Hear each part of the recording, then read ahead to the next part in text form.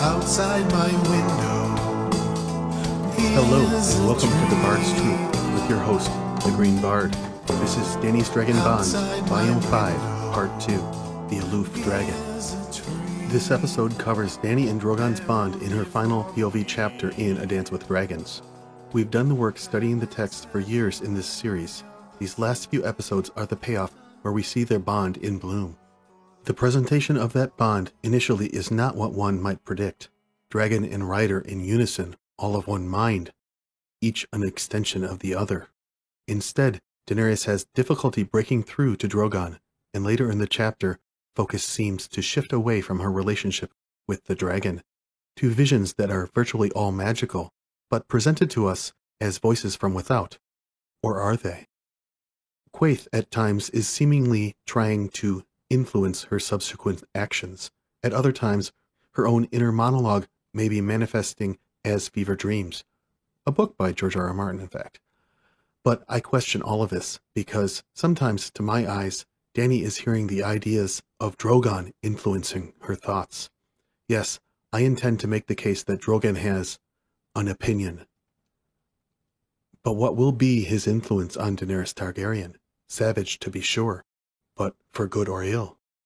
The bond between Dany and Drogon, which took a leap forward in our last episode, seems again dormant to start this chapter. To say the least, we find that Dany's bond to Drogon has issues. Why? I address that question as we move through this chapter. My hint, since it will take 3 or so episodes to fully analyze this, is that Dany is seemingly losing, at least at first, the mental struggle between obedience, independence, dominance, and control. That said, I believe that this chapter tells us a lot more about Dany and Drogon's bond and its future than most fans realize. Before we get too far, I want to state what I don't think is the takeaway we should get from this chapter. Many fans tend to have agreement that at the end of the chapter, Dany is embracing her dragon identity, fire and blood. I reject this, at least partially. I don't think she is already on some dark path, nor necessarily destined for one. In my opinion, fire and blood is not the whole of the dragon identity, not even the essence of it. It's just one aspect of being a dragon. It needs balance. Fire consumes, yes, and being a dragon means you can serve up death, destruction, and savagery. But the fire is also healing, and protection, and love, and passion. Those are all dragonish feelings and emotions. Remember the relationship between Silverwing and Vermithor, how they seem to love each other well beyond Alicent and Jaehaerys' lifespans. That lore also composes the dragon identity. Further, the theme of her internal struggle between her baser instincts and her better self will not play out only between her and Drogon, but between her and all her people, and eventually it will transfer to the people of Westeros. Let us remember that she is not just a Targaryen, but a special Targaryen female, a mother, like Rhaena and Rhaenyra before her. She is a matriarch who will eventually have to face conflict and deal with it with an even hand in a largely patriarchal society. She will be divisive, so conflict will arise all around her even as she strives for peace in Westeros as well. She must be a bridge builder, not a destroyer, not a conqueror. As she tackles the war for the Dawn, she must be a deliverer. Speaking of that overarching conflict, the essence of the Song of Ice and Fire prophecy that Viserys I discusses in House of the Dragon, let's recall another aspect of the dragon identity: aloofness, flying high, being separate, and perhaps a little better than the rest. We briefly mentioned aloofness as a concern when Dany mounted the Pyramid of Meereen in her final A Storm of Swords chapter. But it can also be a good thing, to be above the fray, able to see the bigger picture, to devote her life to making things better, making peace, healing. Dany is painstakingly doing exactly that in Slaver's Bay, even though it's been incredibly messy.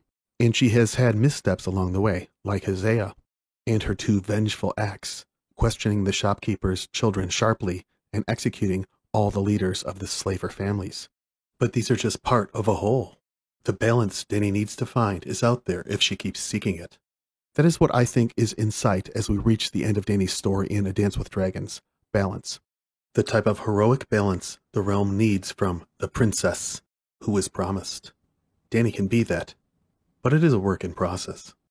A Dance with Dragons, Daenerys 10. Dany has several visions or hallucinations or episodes of telepathic communication in this chapter. Ultimately, her state of mind coming out of this experience will be part of the resolution of her struggle between war and peace that has lasted the entire volume. A precarious balance. While she doesn't reject peace, she doesn't wholly embrace vengeance either.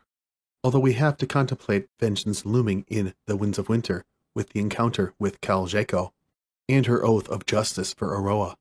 It need not become vengeful, but Draco and his khalasar may indeed learn something of a dragon's justice.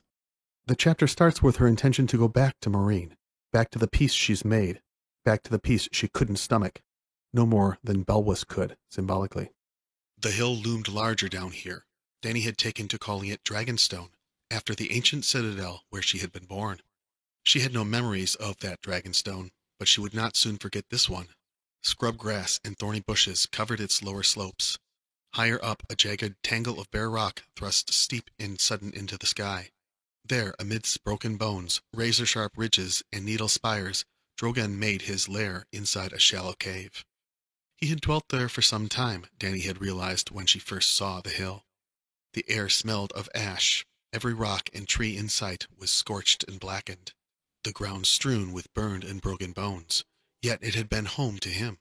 Dany knew the lure of home. As I said last episode, home means a lot of things to Dany. Immediately, she may think it is Meereen, where she is leading herself now, but it's also Westeros, in the house with the red door, and perhaps where she is now, the Dothraki Sea. She turned back the way she'd come, to where Dragonstone rose above the grasslands like a clenched fist. It looks so close. I've been walking for hours, yet it still looks as if I could reach out and touch it. It was not too late to go back. There were fish in the spring-fed pool by Drogon's cave. She had caught one on her first day there. She might catch more. No, Dany told herself. If I look back, I am lost. She might live for years amongst the sun-baked rocks of Dragonstone, riding Drogon by day and gnawing at his leavings every evenfall, as the great grass sea turned from gold to orange. But that was not the life she had been born to. It's curious that she chooses now to recall the refrain, "If I look back, I am lost," which has appeared 12 times in her inner monologue throughout the series. It's a bit of a contradiction to the advice of Quaithe, to go forward you must go back.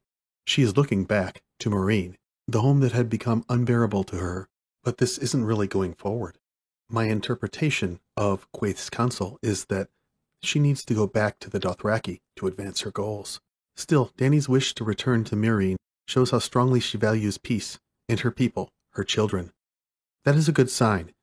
Given time, I may do an entire video essay on this linguistic dichotomy. After another similar mention of Drogon's cave, Dany's thoughts now reflect on her ordeal since quitting Meereen, some of which we already covered last episode. Dany is a bundle of contradictions, hating the slavers, hating the compromises that they had forced upon her as predications of peace. She had swallowed them in a valiant effort to protect her people, her children, but the angst of it still tears her up inside. She detests some of the results, but still feels there is no other way. Through this fog, though, she has a transformational memory to cling to, the exaltation of riding Drogon, even as she is mentally trying to escape it. She will not succeed in this. Drogon is a part of you, Daenerys. Don't deny this reality. Shape it. Bend it to your will, to your morality, your personal code. Make it balanced. Drogon had bent to her will in the fighting pits, which we covered last episode, and she recalls here. This is a key to unlocking that balance. Memories walked with her, clouds seen from above, horses small as ants, thundering through the grass, a silver moon, almost close enough to touch, rivers running bright and blue below, glimmering in the sun. Will I ever see such sights again? On Drogon's back, she felt whole. Up in the sky, the woes of the world could not touch her. How could she abandon that? It was time, though. A girl might spend her life at play, but she was a woman grown, a queen, a wife, a mother to thousands. Her children had need of her. Drogon had bent before the whip, and so must she. She had to don her crown again and return to her Emyn bench and the arms of her noble husband, Hisdar of the tepid kisses. As Dany reflects on what has come to pass, Drogon is very standoffish around her. It's almost though he wants nothing to do with her. Why would this be? She just heroically rode him for the first time, their bond should be at its strongest. I'll submit to you that the bond is at its strongest, though not as strong as while she is in physical contact with Drogon, in keeping with our bond themes. However, the reason for Drogon ignoring her is simple. Drogon can't abide her mind being tied in knots like this. The second guessing and the indecision are decidedly undragonish, so Drogon is simply shielding himself from Dany. But can Drogon do this? I think yes. Recall our discussions in my Direwolves of Winterfell series on Jon and Ghost's bond. Ghost, with his red eyes, is the direwolf equivalent of a green seer. For Drogon then, also with the red eyes, to me the inference is clear. Drogon is the dragon equivalent of a green seer. And we'll take you back to A Dance with Dragons, Bran 3. I thought the green seers were the wizards of the children, Bran said. The singers, I mean. In a sense, those you call the children of the forest have eyes as golden as the sun, but once in a great while one is born amongst them with eyes as red as blood, or green as the moss on a tree in the heart of a forest. By these signs do the gods mark those they have chosen to receive the gift. While Bloodraven's message here is eloquent, when applying it to dragons, Bran's idea hits the mark. Dragons with red eyes are the wizards of dragonkind, the most powerful magically. It would follow then that they are more difficult to influence telepathically, and conversely, that they can influence others more strongly telepathically as well. Given that backdrop, I think my idea feasible that Drogon is being aloof, shielding himself from Dany's contradictory thoughts. I take it one step further. Drogon honed this skill throughout the volume, hiding from Dany's shame at his killing of the girl Hosea. Daenerys will have to break through this if she again wants Drogon to bend to her will. The next passage clearly shows that right now he is following his own will, not hers. She has no control. Drogon's wishes or desires are thrice directly mentioned in the passage, as well as what Dany interprets as his instinct, but might be much more than that. I'll submit to you that this is not simple feelings or obstinance in the dragon. As I said before, I think Drogon has opinions. While George R. R. Martin has stated he doesn't plan to have a talking dragon like Smaug, certainly he may choose to obliquely present us with disguised evidence of a dragon's ironclad will and conscious decisions, even arguments. I think he starts to do exactly that in this chapter, beginning with the following passage. She would sooner have returned to Meereen on dragon's wings, to be sure, but that was a desire Drogon did not seem to share. The dragon lords of old Valyria had controlled their mounts with binding spells and sorceress horns. Daenerys made do with a word and a whip. Mounted on the dragon's back, she oft felt as if she were learning to ride all over again. When she whipped her silver mare on her right flank, the mare went left, for the horse's first instinct is to flee from danger. When she laid the whip across Drogon's right side, he veered right, for a dragon's first instinct is always to attack. Sometimes it did not seem to matter where she had struck him, though. Sometimes he went where he would, and took her with him. Neither whip nor words could turn Drogon if he did not wish to be turned. The whip annoyed him more than it hurt him. She had come to see. His scales had grown harder than horn, and no matter how far the dragon flew each day, come nightfall, some instinct drew him home to Dragonstone. His home, not mine. Her home was back in Meereen, with her husband and her lover. That was where she belonged, surely. I like the dragon lore about them wanting to turn toward danger, not away from it. Very dragonish. And Drogon not being able to be turned if he did not wish to be turned is a perfect example of the theme of independence and its opposites, control and dominance. Note also that this is congruent with my earlier claim about using a talisman to control a dragon. As I said before, Dany, not having a dragonbinder horn or Valyrian spells, needs to get Drogon to accede to her will. And it won't happen through physical force the next time. Drogon clearly has toughened to the whip. This time it will be mental. I find it also interesting that Targaryens don't have that ancient Valyrian magic. I think probably that is by choice. They did not want to control their dragons artificially. They wanted to establish that bond directly. And certainly Dany is in the process of doing just that. Moving on, let's accept my conjecture that the dragon has thoughts and opinions, and take Drogon's perspective for a moment. While Dany doesn't think Drogon shows any interest in her, I disagree. Actually, that's what Drogon does throughout the chapter. Disagree. See what I did there? But seriously, back to our direwolf bond themes, Drogon shadows her. It's protection for most of her journey throughout this chapter. taking a keen interest in her safety. Thrice that day she caught sight of Drogon. Once he was so far off that he might have been an eagle, slipping in and out of distant clouds, but Dany knew the look of him by now, even when he was no more than a speck.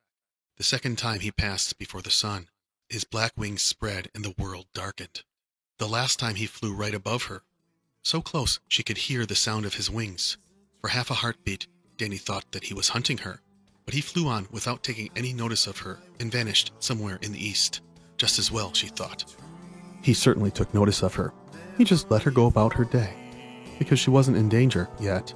But seeing that this silent treatment is not effective, and that Dany is trying to abandon him again, Drogon later chooses to take a more active role with his rider.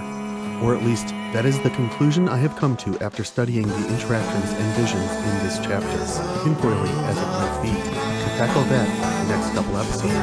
See Thanks to all the terrific artists whose work is featured on this video.